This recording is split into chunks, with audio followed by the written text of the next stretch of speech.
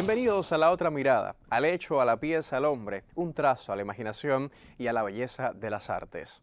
Continuamos presentándoles la serie Otros Ojos para ver el Prado, encuentros realizados delante de las obras más representativas del museo entre profesores de distintas disciplinas de la Universidad de Barcelona y los conservadores de la Pinacoteca. Ya comenzamos.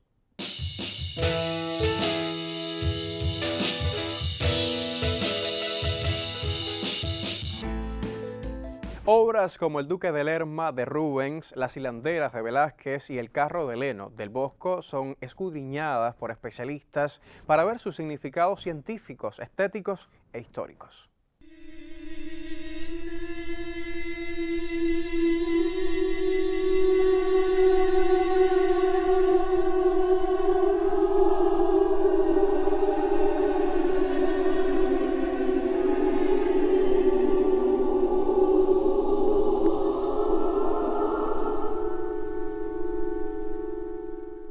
Tenemos delante La Piedad firmada de Fernando Gallego con donantes. No siempre, es una obra española, castellana del siglo XV. Pensamos que se ha hecho en torno a 1470 por la indumentaria que lucen los personajes. No siempre es fácil encontrar en esta época en Castilla una obra firmada o documentada. En el caso de Fernando Gallego, nos encontramos solo con 3 firmas y las 3 firmas corresponden al estilo. A través de las firmas de estas obras podemos identificar las características que muestra y podemos después, a partir de ellas, atribuirle obras nuevas. El problema que presenta Fernando Gallego es que, como suele pasar en muchos talleres castellanos, se les encargan grandes retablos. En este caso no, porque es una obra aislada, probablemente tiene un destino funerario, también el tema lo puede determinar así, y la mayoría de las veces no trabaja él solo en la obra, sino que tiene mucha intervención de taller, y a medida que interviene el taller, pues la calidad decrece. Sobre cómo podemos nosotros autentificar una obra, es necesario primero tener una serie de elementos de carácter técnico, pero sobre todo también en superficie también lo podemos ver a nivel estilístico. En el caso de las pinturas españolas no tenemos demasiado problema, porque las pinturas no suelen falsificarse, pero en el caso de las pinturas flamencas nos podemos encontrar con pinturas de este momento que han sido falsificadas, y entonces es necesario tener pues una serie de análisis técnicos. Aquí simplemente los análisis técnicos nos ayudan a conocer el estilo y a determinar cómo ha sido el proceso de ejecución de la obra. Cuando compramos nosotros una obra de esta, por ejemplo, para el Museo del Prado, esta obra se compró en el año 1958, pues primero tenemos que saber que es una obra del maestro. Los historiadores de arte o los conservadores aquí en España no tienen un problema legal en cuanto a la autentificación de una obra. Por ejemplo, en Francia, creo recordar que son responsables, no lo sé ciertamente, Pepe, pero a lo mejor tú sí lo sabes, que son responsables de lo que hacen y de lo que firman, y pueden tener que devolver el dinero o si han dado una atribución mala. Aquí nosotros pues estamos un poco como los pintores sevillanos en el siglo XV intentan abrir muchos más talleres de pintura, y los que ya tenían abiertos dicen que no quieren que se abran más talleres de pintura, pero los que quieren abrirlos les dicen: esto no es oficio de sangradores, o sea, quiere decir que no matamos a nadie, diciendo que esto es un Fernando Gallego y luego resulta que es de taller. Pero en el caso de adquirir para el Estado, pues hay que tener muchísimo ojo y estudiarlo con muchísimo detalle. La autentificación de las obras de arte es una cuestión de expertos, de expertise, como bien ha dejado claro Pilar en su intervención. ¿Cuándo conoce el derecho? ¿Cuándo entra en juego el derecho en estas materias? Pues cuando la autentificación de una obra de arte se plantea en términos litigiosos, cuando el asunto llega a los tribunales. Y lo cierto es que los tribunales mantienen, por lo general, en nuestro país y en todos los países de la órbita occidental, una actitud muy prudente. Es decir, los tribunales nunca han entrado ellos a realizar valoraciones materiales, sustantivas, sobre una obra, sino que se han limitado a revisar aspectos formales de la intervención de expertos. Es decir, por ejemplo, ha habido tribunales que han dado mucha importancia, porque es un elemento probatorio muy importante en el derecho, la cuestión de la firma. Y, por lo tanto, determinadas dictámenes, intervenciones, declaraciones de expertos, pues muy reputados que hayan sido, pero que pasan por alto esta cuestión de la firma, que en términos probatorios para el derecho es muy relevante, pues han desestimado ese tipo de valoraciones. En otros casos han entendido que el experto no había dedicado la suficiente atención, el estudio realizado por el experto no tenía los suficientes indicios de atención, de profundidad, como para que su opinión fuese una opinión respetable y atendible en juicio. Una de las cuestiones muy interesantes que se plantea con relación a la intervención de los expertos respecto a la autoría de obras de arte, la atribución a determinados artistas, es la extraordinaria importancia que tienen estas declaraciones. De tal forma que en muchos casos se da el supuesto de que muchos expertos son renuentes a hacer manifestaciones y en otros casos se dan con cierta frecuencia demandas contra expertos. Es decir, porque un experto declaró que la obra atribuida a un importante artista era falsa. Entonces, eso evidentemente tiene una consecuencia extraordinaria en el mercado, en el patrimonio de los propietarios, y ha sido frecuente que se entablen demandas contra los expertos. Es muy interesante la jurisprudencia de la Corte Suprema de los Estados Unidos, que ha cubierto la opinión, la posición de los expertos, la ha amparado en la doctrina del free speech, de la libertad de expresión. Es decir, si el experto no actúa de mala fe, cualquier opinión suya ha de respetarse porque es una manifestación de la libertad de expresión y en este caso de la libertad de conocimiento. En el caso español, ya si nos situamos en la órbita de los tribunales españoles, los casos, la litigiosidad que se ha planteado ante los tribunales españoles con relación a las obras de arte, su autenticidad, la atribución al autor, hay un criterio muy claro que mantiene nuestra jurisprudencia, y es que estas son cuestiones relativas a un elemento fundamental en los contratos, que es el consentimiento. Es decir, a veces se dan compraventas de obras de arte en las cuales se vende una obra y el adquirente piensa que esa es una obra de Murillo o de Sorolla. Estoy refiriéndome a dos casos y a dos sentencias conocidas de artistas muy bien representados en este museo, y que, sin embargo, al cabo de un tiempo se demuestra que por diferentes medios técnicos o por opinión de expertos, que esa obra no era en realidad de Sorolla o de Murillo. Entonces, en este caso, los adquirentes demandan a quien les vendió la obra.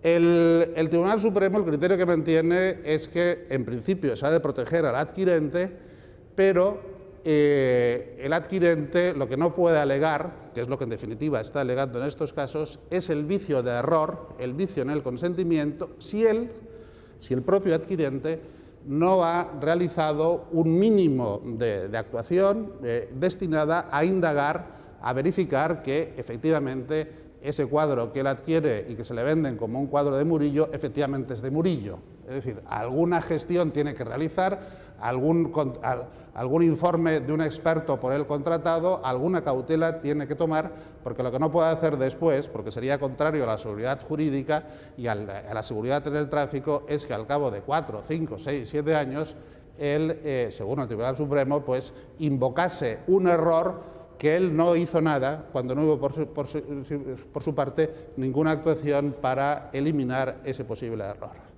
Se han dado la única manera, en realidad, que según toda esta jurisprudencia, la única manera a través de la cual, la única fórmula en virtud de la cual un adquirente puede tener la plena seguridad de que la obra, no ya tanto de que la obra es del pintor al cual se le atribuye inicialmente, sino de que tiene una cobertura patrimonial, es si el que se la vende, el enajenante, garantiza la autoría hasta el punto de retribuirle el dinero que pagó en el caso de que se demuestre que la obra es falsa.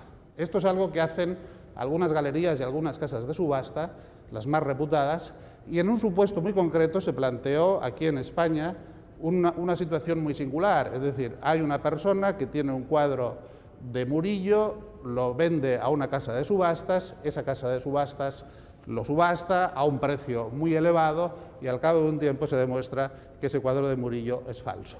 Es decir, por lo tanto, estamos aquí ante unos criterios por parte de la jurisprudencia que vienen a ser como bastante elípticos, ¿no? Es decir, en el sentido de que se protege al adquirente, ese es un principio fundamental de nuestro derecho, pero el adquirente tiene que tomar una serie de cautelas mínimas para asegurarse de que esa obra es del pintor al cual inicialmente se le atribuye, y eso es lo que justifica el precio del cuadro, y esa garantía en la práctica, digamos, en términos, ya digamos, si vamos a criterios ya puramente prácticos, esa garantía solo se obtiene o bien si está específicamente establecida en el contrato, es decir, que el vendedor responde específicamente de que ese cuadro es de Sorolla o ese cuadro es de Murillo, y en el caso de que se acredite que no lo es, le reintegraría el dinero pagado por él, o en el caso sobre todo de lo que son casas de subasta, galerías reputadas, que ya incluyen, digamos, en sus transacciones este tipo de garantías.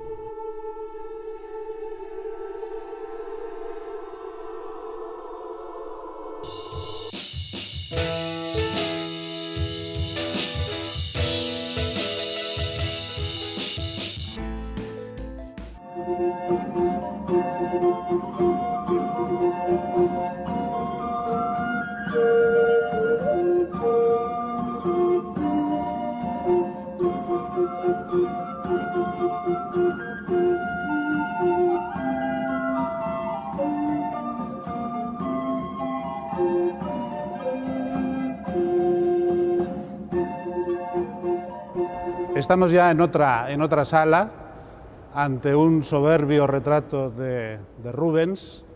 Alejandro, ¿qué nos puedes decir? ¿Qué son los aspectos que para ti son más destacables de esta obra y de su entorno? Pues mira, es un cuadro de superlativos. Lo pinta Rubens, que llegará a ser el principal pintor del XVII europeo, a ojos de sus contemporáneos, el más rico, el más famoso, el más admirado.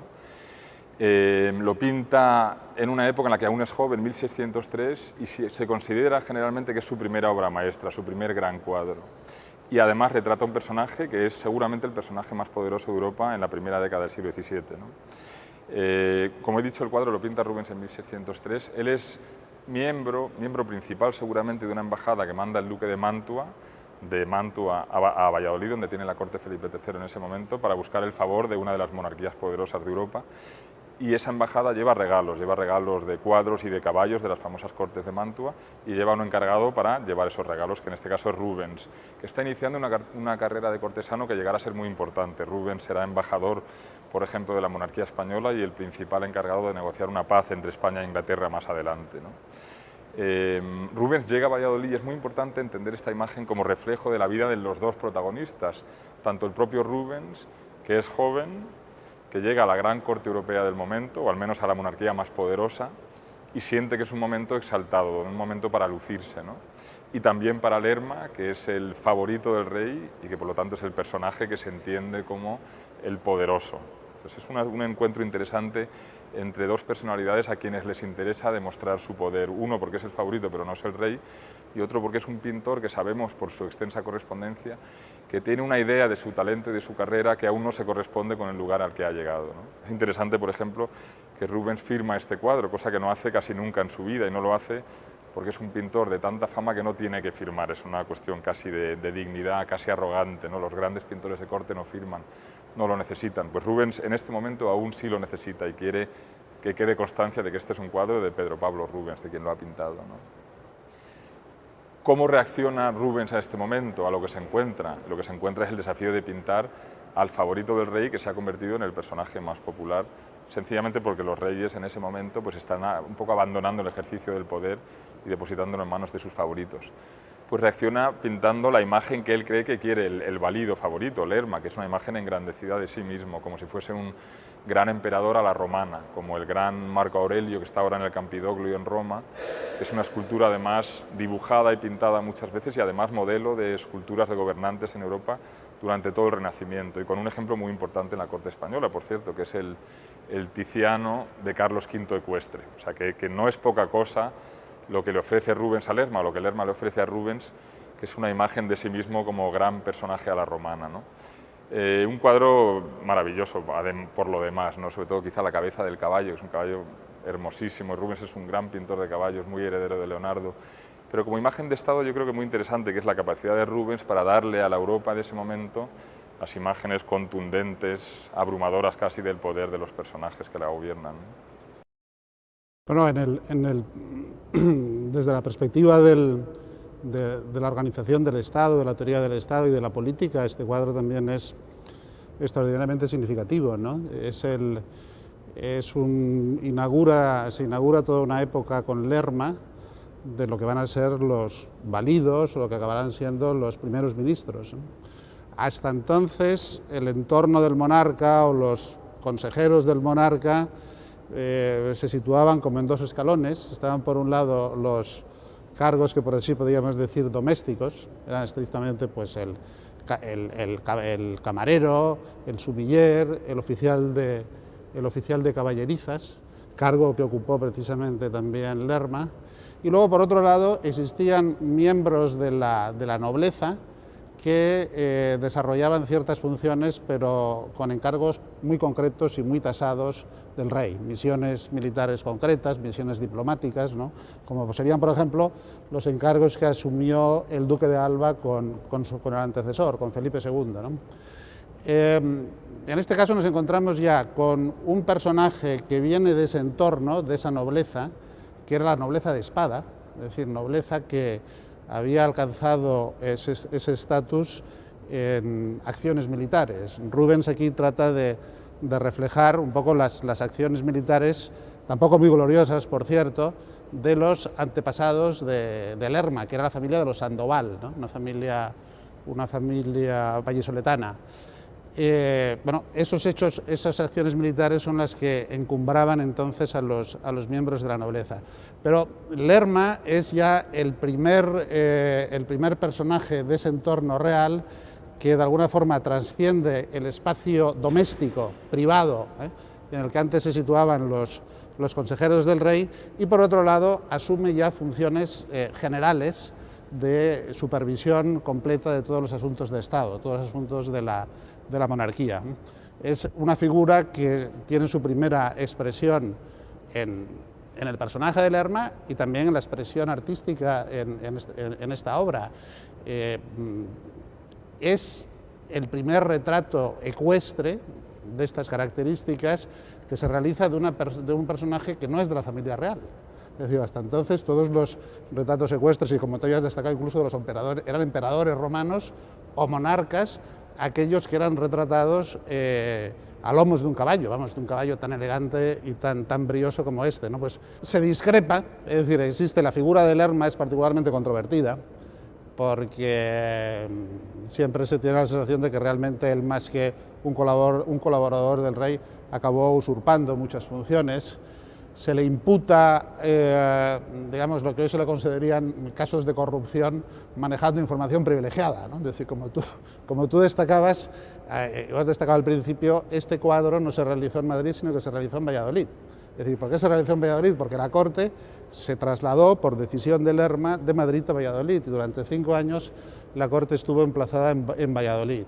Se sabe que antes de ese traslado Lerma se hizo con muchos, conociendo que las cosas iban a ir por ahí, se hizo con muchos terrenos, con muchas propiedades inmobiliarias, con el objeto de que después allí pudiesen alojarse los aposentos reales, que él mismo logró vender a la monarquía a unos precios muy elevados, es decir, que ahí realizó una operación especulativa de gran calado, ¿no?, de las que hoy en día tanto impacta en la opinión pública, ¿no?, que supone pues eso, el tráfico de influencias. No fue un experimento aislado el que se realizó aquí, sino que eso después fue verificado en las monarquías, y es un esquema, un sistema dualista que hoy en día pervive en toda Europa, ¿no? Es decir, en definitiva, la disociación entre jefe de Estado y primer ministro, ese dualismo, curiosamente se da en la Europa continental, que conoció las monarquías absolutas, y no se da en América, donde ahí predominan los sistemas estrictamente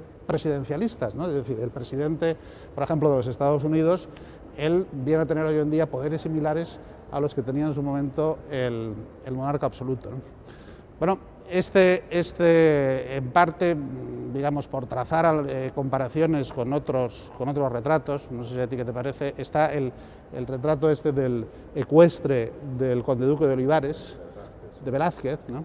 Que Velázquez es como tú sabes, o como tú me has comentado, siempre trata de inspirarse en Rubens, ¿no?, aunque también trata de distanciarse e imprimir su propia personalidad, ¿no?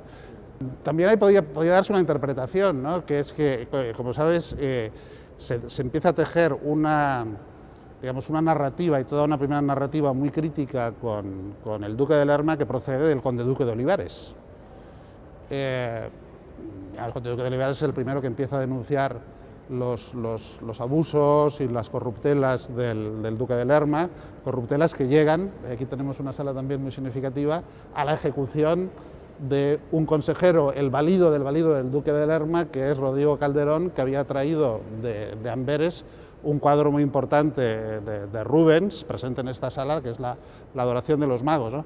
Pero es curioso, eso que tú dices también, digamos, ese distanciamiento de esta obra, ¿no?, también coincide con la pintura que hace Velázquez al conde duque de Olivares, en el cual la disposición del caballo es completamente distinta. Es decir, si aquí el caballo es un caballo blanco, con un planteamiento, digamos, con ese escorzo tan precioso, pero encarado de frente, el del conde duque es la grupa, lo que sobresale, ¿no?, la musculatura, y el caballo echado hacia adelante con un color completamente distinto, ¿no? Es decir, que hay como también... Se podría leer, sí, que está intentando hacerlo con imagen contraria, sí. Quizá no por el propio Velázquez, pero a lo mejor por indicación del conde duque, ¿no?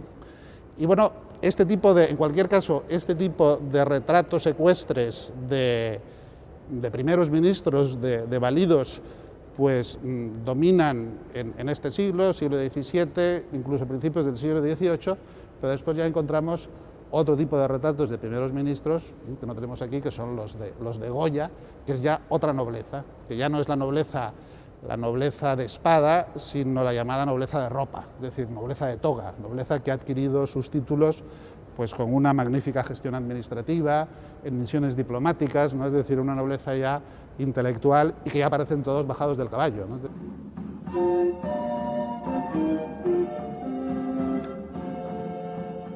El Prado, como popularmente se le llama, es el museo más importante de España, mucho más que un enorme y elegante contenedor de un buen número de preciosas obras de arte. Es un símbolo del espíritu cultural, es el referente del arte para todos, propios y extraños, artistas y foráneos, contemporáneos y tradicionalistas, docentes y padres.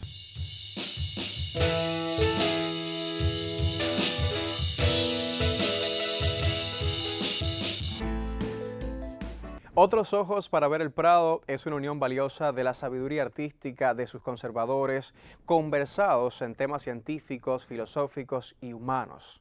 ¿Ha vuelto usted a vivir junto a nosotros la experiencia de disfrutar del arte? La semana próxima regresamos con una nueva mirada al mundo de las artes visuales. Hasta entonces.